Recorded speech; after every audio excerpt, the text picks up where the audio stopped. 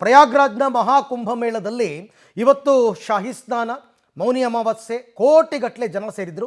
ಈ ಸಂದರ್ಭದಲ್ಲಿ ಸಣ್ಣದಾಗಿ ಒಂದು ಕಾಲು ತುಳಿತ ಸಂಭವಿಸಿದೆ ಅಂತಕ್ಕಂಥ ಮಾಹಿತಿ ಬೆಳಗಿನ ಜಾವ 2 ಗಂಟೆ ಸಂದರ್ಭದಲ್ಲಿ. ಈಗ ರದ್ದಾಗಿದ್ದ ಪುಣ್ಯ ಸ್ನಾನ ಮತ್ತೆ ಆರಂಭವಾಗ್ತಾ ಇದೆ ಅಂತಕ್ಕಂಥ ಮಾಹಿತಿ.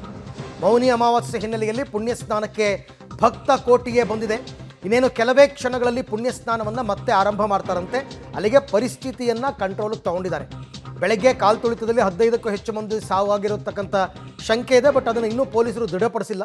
ತ್ರಿವೇಣಿ ಸಂಗಮದ ಆ ಘಾಟ್ ಏನಿದೆ ಆ ಭಾಗದಲ್ಲಿ ಕಾಲು ತುಳಿತ ಸಂಭವಿಸಿತ್ತು. ಅದು 2 ಗಂಟೆ 3 ಗಂಟೆ ಸಂದರ್ಭದಲ್ಲಿ ಬೆಳಗ್ಗಿನ ಜಾವ. ಬ್ರಾಹ್ಮಿ ಮುಹೂರ್ತದಲ್ಲಿ ಸ್ನಾನ ಮಾಡಬೇಕು ಅಂತ ಜನ ಪ್ರಯತ್ನ ಪಟ್ಟಿದ್ದಾರೆ. ಬಟ್ ಅಲ್ಲಿ ಆಗಿರ್ತಕ್ಕಂಥ ಸಮಸ್ಯೆ ಎರಡನೇ. ಒಂದು, ನಿರೀಕ್ಷೆಗೂ ಮೀರಿದ ಜನಸಾಗರ, 10 ಕೋಟಿ ಜನ ಅಂತ ಹೇಳ್ತಾ ಇದ್ದಾರೆ. ಮತ್ತೊಂದು ಕಡೆ ಎಲ್ಲರೂ ತ್ರಿವೇಣಿ ಸಂಗಮಕ್ಕೆ ಹೋಗಬೇಕು, ನಾವು ಅಲ್ಲೇ ಸ್ನಾನ ಮಾಡಬೇಕು ಅಂತ.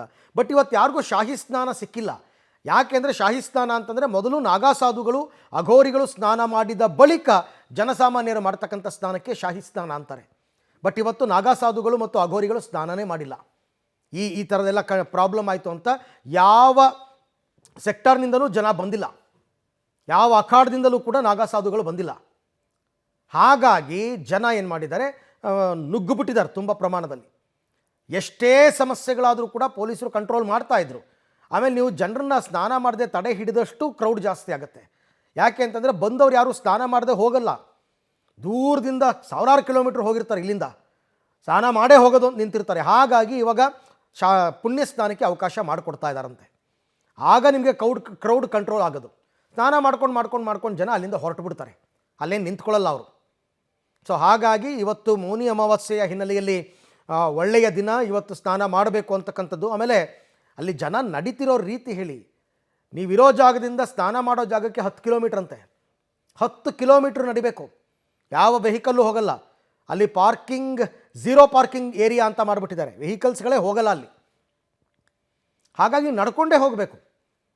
ಈ ಬೇರೆ ಬೇರೆ ಅಖಾಡದಲ್ಲಿ ಜನ ಏನು ಮಾಡಿದ್ದಾರೆ, ಅವರವರ ಅಖಾಡದಲ್ಲಿ ಕೂತು ಬಿಟ್ಟಿದ್ದಾರೆ. ಕೆಲವರು ನಾವಿನ್ನೂ ಹೊರಟೇ ಇಲ್ಲ ಅಂತ ಕೆಲವರು ನಮ್ಮ ಜೊತೆ ಮಾತನಾಡ್ತಾ ಹೇಳ್ತಿದ್ರು. ನಮ್ಮನ್ನು ತಡೆದು ಬಿಟ್ಟಿದ್ದಾರೆ, ಎಲ್ಲ ಕಡೆ ಬ್ಲಾಕ್ ಮಾಡಿದ್ದಾರೆ, ಬ್ಯಾರಿಕೇಡ್ ಹಾಕ್ಬಿಟ್ಟಿದ್ದಾರೆ, ನಾವು ಯಾರೂ ಹೋಗೋಕ್ಕಾಗ್ತಿಲ್ಲ ಅಂತ. ಅಲ್ಲಿ ಒಳಗಡೆ ಇರೋ ಕ್ರೌಡ್ ಮೊದಲು ಕರಗಬೇಕಲ್ಲ, ಹೋಗ್ಬಿಟ್ಟಿದ್ದಾರಲ್ಲ ಬೆಳಗಿನ ಜಾವನೇ. ಬೆಳಗ್ಗೆ 2 ಗಂಟೆ 3 ಗಂಟೆ 4 ಗಂಟೆಗೆ ಹೋಗಿರೋರು ಅವೆಲ್ಲ ಜಾಗ ಖಾಲಿ ಮಾಡಬೇಕು ಅಲ್ಲಿಂದ. ಆಗ ಇವ್ರನ್ನೆಲ್ಲ ಬಿಡ್ತಾರೆ. ಈಗ ಸದ್ಯಕ್ಕೆ ಪೊಲೀಸರು ಪರಿಸ್ಥಿತಿಯನ್ನು ಹತೋಟಿಗೆ ತೊಗೊಂಡಿದ್ದಾರೆ. ಈ ಬಗ್ಗೆ ಮತ್ತಷ್ಟು ಮಾಹಿತಿ ನನ್ನ ಕೊಲೀಗ್ ಶಬೀರ್ ಅವರಿಂದ ಪಡಿತಾ ಹೋಗೋಣ. ಶಬೀರ್, ಈಗ ಪುಣ್ಯ ಸ್ನಾನವನ್ನು ಮತ್ತೆ ಆರಂಭ ಮಾಡ್ತೀವಿ ಅಂತಕ್ಕಂಥದ್ದು ಬರ್ತಿರೋ ಮಾಹಿತಿ. ಆರಂಭ ಆಯ್ತಾ? ಅದಕ್ಕೆಲ್ಲ ವ್ಯವಸ್ಥೆಗಳಾಯ್ತಾ? ಪರಿಸ್ಥಿತಿ ಎಲ್ಲ ತಿಳಿ ಆಯ್ತಾ ಹೇಗೆ ಅಂತ? ನಿಧಾನಕ್ಕೆ ಜನರಿಗೆ ಈಗ ಘಾಟ್ಗಳಲ್ಲಿ ಪುಣ್ಯ ಸ್ನಾನವನ್ನು ಮಾಡಲಿಕ್ಕೆ ಅವಕಾಶವನ್ನು ಮಾಡಿಕೊಡ್ಲಾಗ್ತಾ ಇರುವಂಥದ್ದು. ಇನ್ನೂ ಕೂಡ ತ್ರಿವೇಣಿ ಸಂಗಮದಲ್ಲಿ ಪುಣ್ಯ ಸ್ನಾನ ಆರಂಭ ಆಗಿಲ್ಲ. ಇನ್ನೇನು ಕೆಲವೇ ಹೊತ್ತಿನಲ್ಲಿ ಅಲ್ಲೂ ಕೂಡ ಆರಂಭ ಆಗುವಂಥ ಸಾಧ್ಯತೆಗಳು ಕೂಡ ಈಗ ಕಂಡು ಬರ್ತಾ ಇರುವಂಥದ್ದು. ಹೆಚ್ಚುವರಿ ಪೊಲೀಸ್ ಸಿಬ್ಬಂದಿಗಳನ್ನ ನಿಯೋಜಿಸುವ ಮೂಲಕ ಈಗ ಪುಣ್ಯ ಸ್ನಾನವನ್ನು ಪುನರಾರಂಭಿಸುವಂಥ ಕೆಲಸವನ್ನು ಕೂಡ ಮಾಡಲಾಗ್ತಾ ಇದೆ. ಮುಖ್ಯವಾಗಿ ಪುಣ್ಯ ಸ್ನಾನವನ್ನು ಪುನರಾರಂಭ ಮಾಡಲಿಕ್ಕೆ ಕಾರಣಗಳು ಕೂಡ ಇರುವಂಥದ್ದು. ಈಗ ಬಂದಿರುವಂಥ ಜನರು ಪುಣ್ಯ ಸ್ನಾನ ಮಾಡದೆ ವಾಪಸ್ ಹಿಂತಿರುಗಲ್ಲ. ಹೀಗಾಗಿ ಅವರಿಗೆ ಪುಣ್ಯ ಸ್ನಾನವನ್ನು ಮಾಡಲಿಕ್ಕೆ ಅವಕಾಶವನ್ನು ಕೊಡಬೇಕು ಅನ್ನುವಂಥ ನಿಟ್ಟಿನಲ್ಲಿ ಈಗ ಜಿಲ್ಲಾಡಳಿತ ನಿರ್ಧಾರ ಮಾಡಿರುವಂಥದ್ದು. ಹೀಗಾಗಿ ಈಗ ಪುಣ್ಯ ಸ್ನಾನಕ್ಕೆ ಅವಕಾಶವನ್ನು ಮಾಡಿಕೊಡ್ಲಾಗ್ತಾ ಇದೆ. ಪುಣ್ಯ ಸ್ನಾನ ಮಾಡಿ ಹೊರಗಡೆ ಬರುವಂಥ ಜನರನ್ನ ಅಲ್ಲಿಂದ ಹೊರಗಡೆ ಕಳಿಸ್ಕೊಡುವಂಥ ಕೆಲಸವನ್ನು ಕೂಡ ಈಗ ನಿಧಾನಕ್ಕೆ ಮಾಡಲಾಗುತ್ತೆ. ಬಹುಶಃ ಮಧ್ಯಾಹ್ನದ ವೇಳೆಗೆ ಒಳಗಡೆ ಇರುವಂಥ ಕ್ರೌಡನ್ನು ಭಾಗಶಃ ಹೊರಗಡೆ